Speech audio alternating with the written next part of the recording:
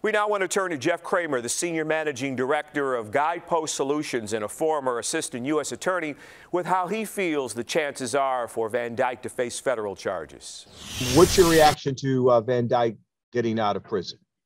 Well, it's really not a surprise in the sense that in the state system here in Illinois, and really every state, you actually serve only 50% of the time of your sentence.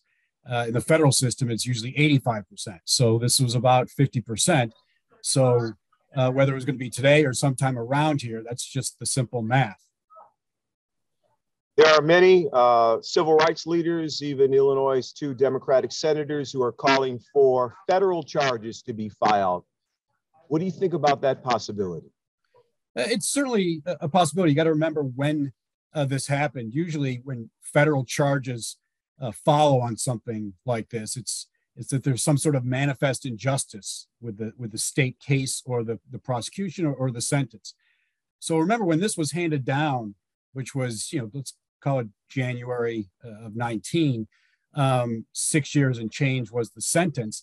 That would have been a good time maybe for the feds to pursue something.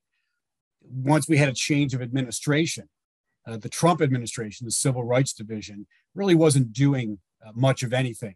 So those 4 years were kind of dormant with DOJ. But now, certainly Attorney General Garland could take a look at it with somewhat fresh eyes. He probably hasn't looked at it yet, and see if it's possible or probable that a civil rights violation could proceed on the federal system. And what are the kinds of factors they take into consideration there? It's really not a difficult case in the sense that the facts have already been laid out by the state in their prosecution. So I'm not talking about the other officers who, on the conspiracy case that was presented, but just, Van Dyke and the shooting itself. The essence is whether or not Van Dyke in killing Mr. McDonald deprived him of his civil rights, the civil right to live, really, that we all have. So the prosecution itself is straightforward. It's whether or not the feds, they don't do this on every case. They're simply not geared up to take on every case. They'll only do it when, again, some sort of manifest injustice, or maybe in the case of Chicago, where you have homes with CPD historically. The Dirksen building has always stepped in with that. Yeah. And does it become increasingly unlikely that federal charges will be filed considering the length of time since he was convicted in state court? Yeah, I think that's right. At some point, it becomes that the case just played itself out. The sentence initially that was given, I think reasonable minds can say that was on the light side.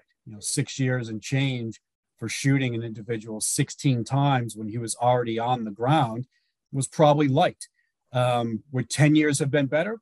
Probably. I think you can say that. But at some point, it does become such a long period of time from when the incident happened to now that I don't know if that makes it less likely that the feds will step in. But years have passed when they could have done it. But like I said, during that time was during the Trump administration when the Civil Rights Division at DOJ really wasn't doing much of anything. Yeah. Mr. Cramer, thank you so much for your time today. Really Certainly. Appreciate it. Take care. All the best to you. Thank you.